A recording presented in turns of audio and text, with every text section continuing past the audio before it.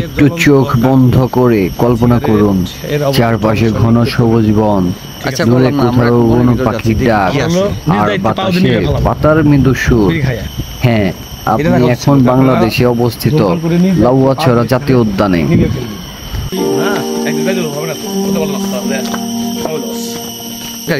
কাজগুলাই করা এই যে বানর আছে কিছু, বানর এই যে বাঁশবাগানে, এই যে বাঁশবাগানে, এই যে একটা এইখানে কিছু আছে আর কি, বানর টানো আছে। খাবার আনি আজকে আমি তো নিয়ে আসবো না।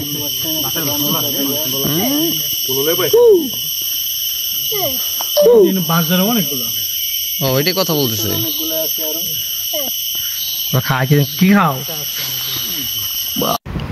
লাউয়াছড়া উদ্যান সিলেট বিভাগের মৌলভীবাজার জেলায় অবস্থিত একটি সংরক্ষিত বনাঞ্চল। 1997 সালে এটি জাতীয় উদ্যান হিসেবে ঘোষণা করা হয়। প্রায় 1250 হেক্টর জুড়ে বিস্তৃত এই বন যেন প্রকৃতির এক অপার উপহার। এটা হলো দেখতে, এই হেঁটে যেতে হবে অনেক দূর। আমরা যাব খাসিয়ান বলি। হ্যাঁ, আমরা এখন গহীন জঙ্গলে ঢুকবো, দেখবো যে এই লাউয়াছড়া উদ্যানে কি আছে। অবশ্যই আছে এখানে আপনি হঠাৎ করেই দেখতে পাবেন উড়ন্ত উল্লুক, কাঁপতে থাকা বাঁশঝাড় আর অসংখ্য বিরল প্রজাতির গাছপালা। এছাড়াও লাউয়াছড়া বন বাড়ি 167 প্রজাতির উদ্ভিদ, 46 প্রজাতির স্তন্যপায়ী প্রাণী এবং 246 প্রজাতির পাখি। ভাবতেই অবাক লাগে এই একটুখানি বন কতটা জীব বৈচিত্র্যে ভরপুর।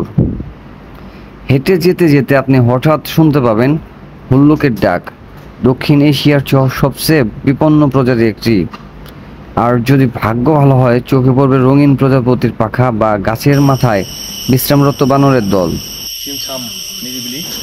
লাউয়াছড়া শুধু বন নয়, এটি শিক্ষা, গবেষণা আর প্রকৃতি প্রেমীদের জন্য এক উন্মুক্ত ক্লাসরুম। এখানে যারা একবার আসে তারা দ্বিতীয়বার না এসে থাকতে পারে না।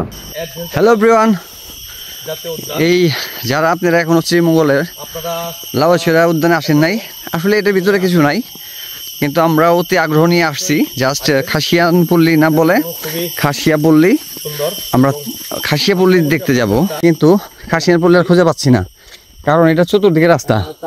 আর খাসিয়ান পল্লী কোন দিকে গেছে এটা কেউ আসলে অ্যাডজাস্ট করে বলতে পারতেছে না।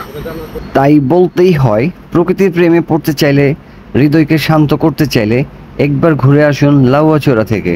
সবুজের ঘেরায় এই বন আপনাকে শেখাবে প্রকৃতিকে কিভাবে ভালোবাসতে হয়।